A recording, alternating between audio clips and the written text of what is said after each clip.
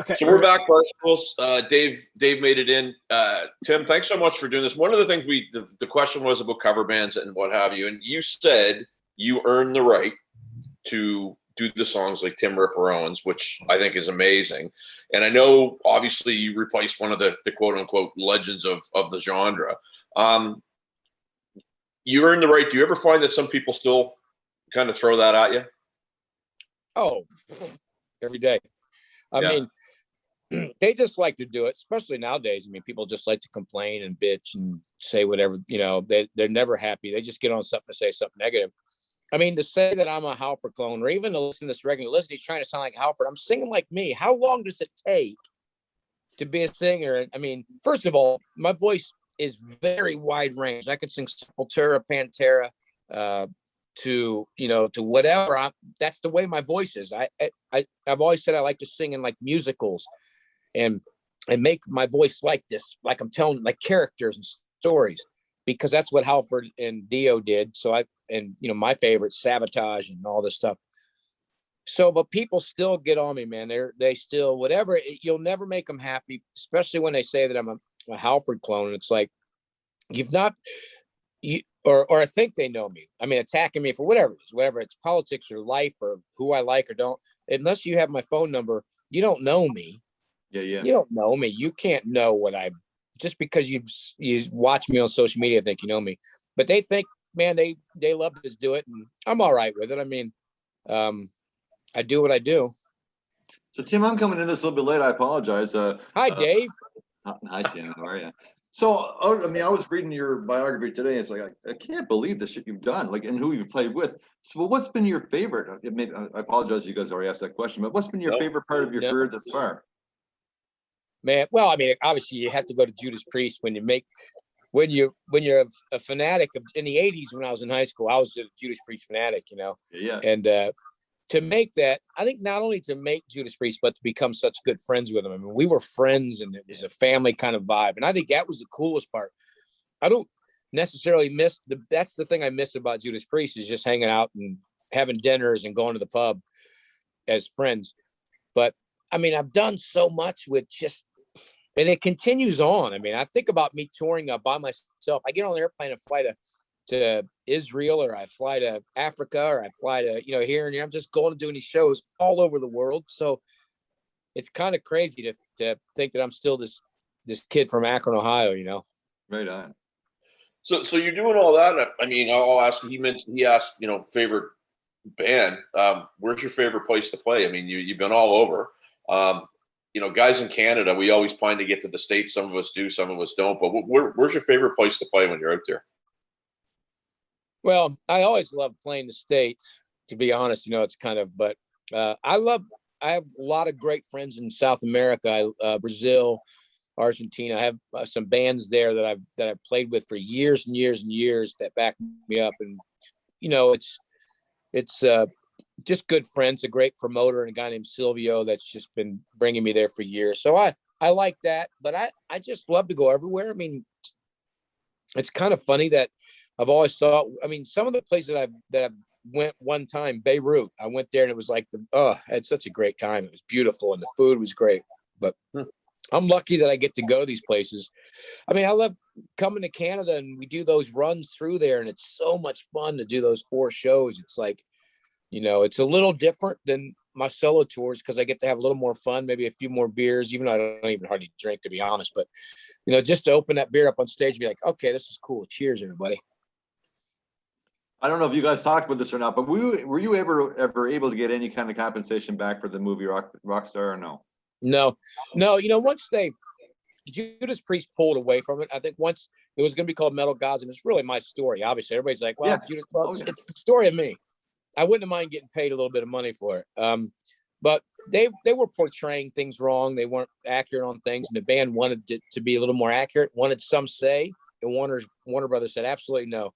You can have no say. So we were going to have music in it and everything, but okay. They pulled away from it. And I look back on that. I mean, there was a few moves back in those days that we turned down Ozfest, and we turned down this tour and that tour. And I hate to look back, and I wouldn't mind making a little money off of that movie. I mean, Jesus, it's mentioned every time I'm anywhere, you know?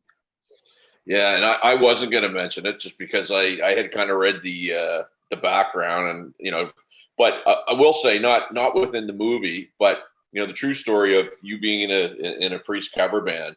How much of that, I guess, did they not take liberties with, in terms of you busting on the scene? What's true, what's not?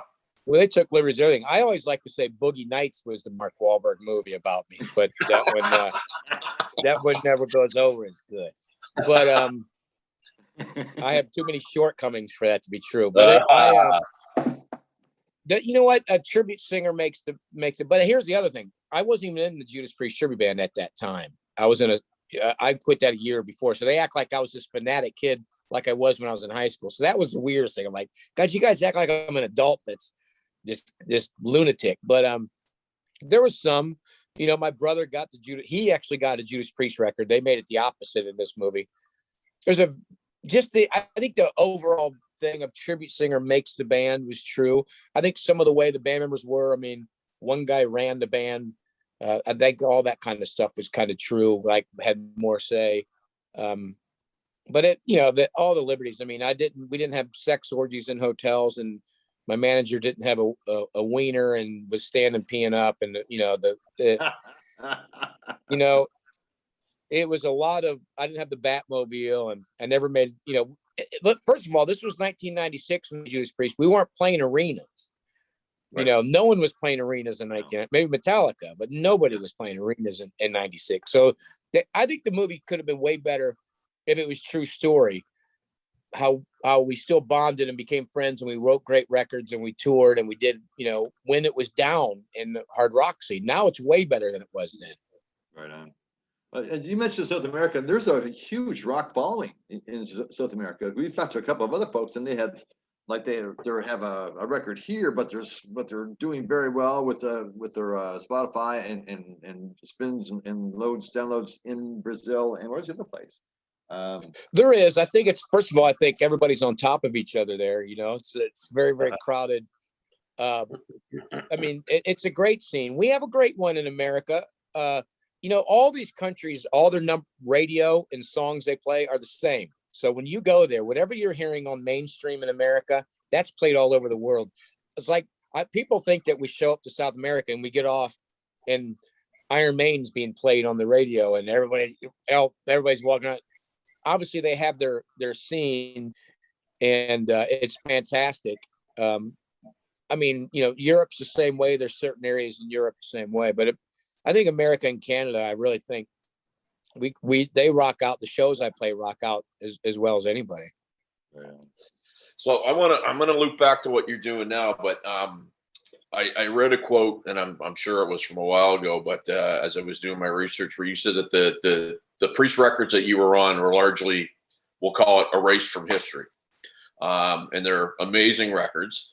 And will you guys be doing a lot of that material with the new KK project to kind of reacquaint people with that material? I would think so. I mean, I've always played them solo. I mean, Ken would always come to my shows in Europe, and I would play Jugulator, Cathedral Spires, Burn in Hell, Bloodstain, Bullet Train. I mean, I played the whole gamut. But I think the big thing with this touring with Ken is going to be with KK's Priest. We're going to hit a lot of stuff off the KK's Priest record. I mean, yep. That's kind of that, when he talked about doing all this, that was his focus.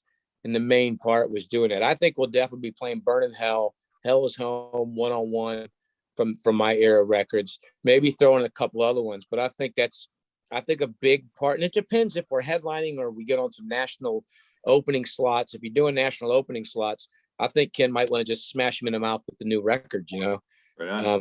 But I think, I like to mix a little bit of everything in there. I mean, obviously I want to put our stuff in there because it has been ignored. You can't even buy the records. I mean, it's the weirdest thing I've ever seen in my life. I mean, just because, someone does, if they don't want to, they don't like it or just want to erase that part of it, that's all right. But they would make money from it. So that's what's the strangest part to me. If you release those records now, especially on vinyl, they would sell because they haven't been out. I'm not going to make any money from it. I just want to be out. Credits on that, do you not, Jim? You have What's some that? writing credits. You have some writing credits on those I had a albums. writing credit on one song, and I remember they didn't let me write, which I was absolutely fine with because it's Judas Priest, you know, so I'm not saying anything. But I remember when I left Judas Priest and I did Beyond Fear, I wrote that song Scream Machine just so I could say, listen, this could have been on a Judas Priest record. And that song is as good as any song on the records, I think. So it's kind of crazy, but I totally was fine with them writing. Even me writing What's My Name, I didn't do a whole lot of writing on it. I think it was just more like, here, Tim, let's throw you a bone. Even though I don't make any money off of any of that stuff. I just want to see it out there. You know, I mean, put the music out there. Well, I mean, yeah, I mean, it needs to be back. They're great records. So I read a KK had an interview maybe a month or so ago talking about when everything opens up, you guys are going to go out there and play, and you're starting to see the sporting events where there's 18, 19,000 people. So obviously things on that side of the border are better than they are up here. We're not quite there yet. You guys are going to plan to go out. I guess my question is, will you tour Canada? What do we need to do to get you guys out here in Halifax, my friend? Well, I hope so. I mean, America's really rocking now. We're, you know, around where I'm at with mask mandates, and we're really doing good with all the stuff's way down and everything's opened up. So Canada will be next. So I think the goal is to tour everywhere. I mean, and we're not playing, you know, Bob's Big Bamboos and things like that. You know, Ken's main thing is, dude, we're playing, you know, big places. You know, that's the whole goal with him. He's not going out. He doesn't want to go out there, and he wants to go out and do it right. He's used to the big stages now. So I think if, you know, we get on some supporting act bills and do it right and get out there and do it ourselves, I think. But yeah, I mean, you got to hit Canada. You know, I don't see how. We always had great Judas Priest shows in Canada when I played there. So I've always had good solo shows. So I think it'd be great. Well, there's a big rock following up here. There really truly is, and on the East Coast especially, there's, you know, like I would say really a good metal crowd. There truly is, right? And they're so excited to hear this interview today. You guys probably talked with this, but I know there's a new video that's launching. Is it today? What's that? A new video that's launching today? From I don't think so. Okay, no, I don't think it's coming up. Okay. No, but listen, you guys know more than me probably anyway. So James, hey, I got to tell you a funny story. The last interview I just did, they said to me, we have the last question we have for you. Have you ever been in Nova Scotia? That's what he asked me. Yeah, we heard about that. Yeah. So How what was funny is that? that? What was that for? What were you doing it for? That was for Out You're On My Hair. Okay. Podcast thing, which I've done many with those. Yeah, that was this random question. I thought that was pretty funny, and I didn't know this because I didn't have it written down. And then she comes on and says, "That's funny because your next interview is with." I said, "Isn't that funny?" So have you? I said, "I don't listen." I had a great answer for this because I've been so many places and so many solo things. I've been in and out of so many places so fast. Sometimes I'm not sure if I've been there. Yeah. It's a weird thing to say, but people don't realize the schedule. So I said to them, that's exactly what I said to them. Listen, I don't know if I've been there. I can't remember because some of it's just such a whirlwind now. I said, but let's just say I have. I don't think I have though, but I wanted the one guy to get a point because he missed them all. So he said what it was they would say whether I have or not. They'd each answer yes or no to these questions they were asking me. So that was the last one I've ever been there. So I said yes, just so the one guy would get a point because he was 0 for 4. Fair enough. Well, look, we know that you got to go to another interview. We appreciate your time here. So I guess you're chomping at the bit to get out there. You mentioned you're recording with a bunch of people. What do you think the first thing is going to be that you're going to get to do when everything opens up? Will it be KK's Priest? Is there something else that you had in the books? No, the KK's Priest is. I'm 100% for that. I mean, the new 3 Tremors record will come out. Like I said, this Pyramid record will come out eventually. But KK's Priest is all my focus. So at the end of July, I have a bunch of solo shows coming up. At the end of July, I can't do anything. So I said to KK's Priest, you guys better. I just lost you. Hold on. Oh, there we go. You guys better. I was getting a call or something. You guys better get going because I got to get out there and do stuff. So KK's Priest is it for me. And that's, this is a real thing, a real band, it's going to take a real schedule and take all my time. So I can't wait to get out there and do it. Great guys to do with too. Jamie said, I heard her pop in there and said that the video is going to be released on the 14th of June. This new video that you have, so that we'll be watching. We'll be promoted on our show for sure. Maybe I'll get a glimpse at it at some point. There you go. Well, look, Tim, we want to thank you very much. We know you got a busy night here. This was great. There's a lot of people out here on the East Coast. We're really excited about this. So you will be in Halifax probably tomorrow. You just won't know it.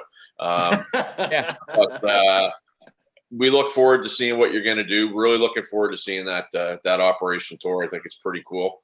And just thanks so much. Really appreciate it. Echo that. Thanks, guys. And listen, let's stay in touch and keep doing it over and over again. And get a hold of me on social media if you ever need anything and want to talk again. Just let me know. Sure, appreciate it, brother. We appreciate your talent and thanks for your time. Thanks, man. Thanks, guys. Appreciate it. Thanks a lot. All right. Peace out.